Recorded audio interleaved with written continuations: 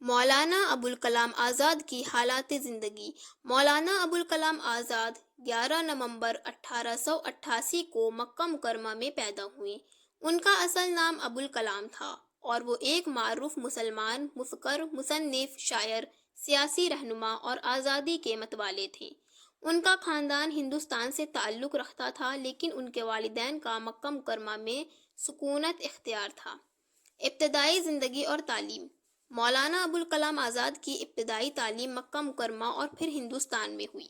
ان کے والد مولانا خواجہ عبدالحکیم ایک اہم عالم دین تھے اور ان کی سرپرستی میں مولانا نے دینی اور دنیاوی تعلیمات حاصل کی۔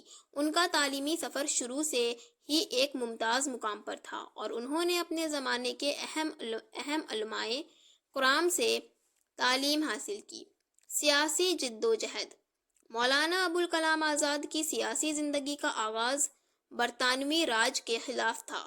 وہ 1912 میں آل انڈیا مسلم لیگ میں شامل ہوئے اور بہت جلد کانگریس میں شامل ہو گئے۔ ان کا موقف ہمیشہ ہندوستانی مسلمانوں کے حقوق کے تحفظ میں تھا اور ان کی سب سے بڑی کامیابی 1947 میں ہندوستان کی آزادی کے بعد ہوئی، جب انہیں ہندوستان کا پہلا وزیر تعلیم مقرر کیا گیا۔ صحافت۔ مولانا ابوالکلام آزاد نے صحافت میں بھی اہم خدمات انجام دیے۔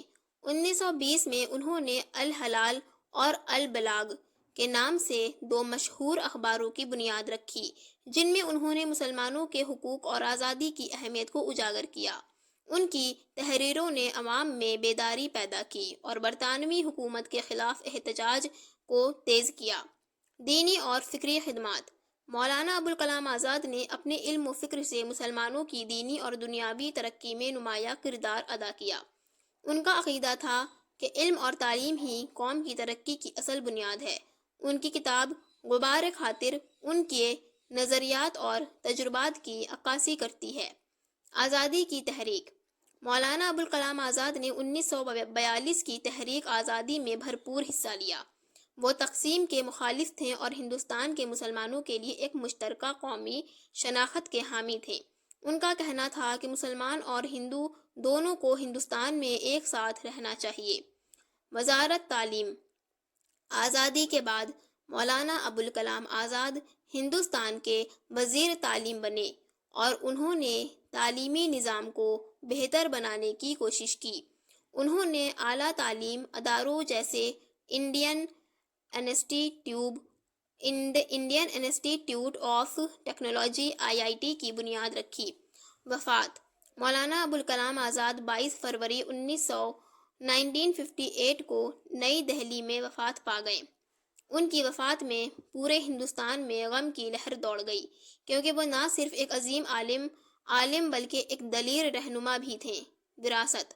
مولانا ابوالکلام آزاد کی علمی اور سیاسی خدمات آج بھی زندہ ہیں۔ ان کی کتابیں اور نظریات آج بھی لوگوں کے دلوں میں زندہ ہیں اور ان کے خیالات نے نہ صرف ہندوستان بلکہ پوری مسلم دنیا کو متاثر کیا۔ انہیں آزاد کے لقب سے پکارا جاتا ہے، جو ان کی آزادی اور خود مختاری کی جستجو کو ظاہر کرتا ہے۔ مولانا ابوالکلام آزاد کی زندگی ایک روشن مثال ہے کہ علم، محنت اور عزم سے انسان اپنے وطن کی خدمت اور دنیا میں تبدیلی لا سکتا ہے۔ پلیز میرے چینل کو سبسکرائب، لائک اینڈ شیئر ضرور کر دیجیے گا، اور نیکسٹ آپ کون سے رائٹر کے بارے میں جاننا چاہتے ہیں کامنٹ سیکشن میں ضرور بتائیے گا، تو میں ضرور انہی کی حالات زندگی اور ان کے چیپٹرز وغیرہ، شعر وغیرہ میں لے کر آؤں گی انشاءاللہ تعالیٰ۔ السلام علیکم ورحمۃ اللہ تعالیٰ وبرکاتہ۔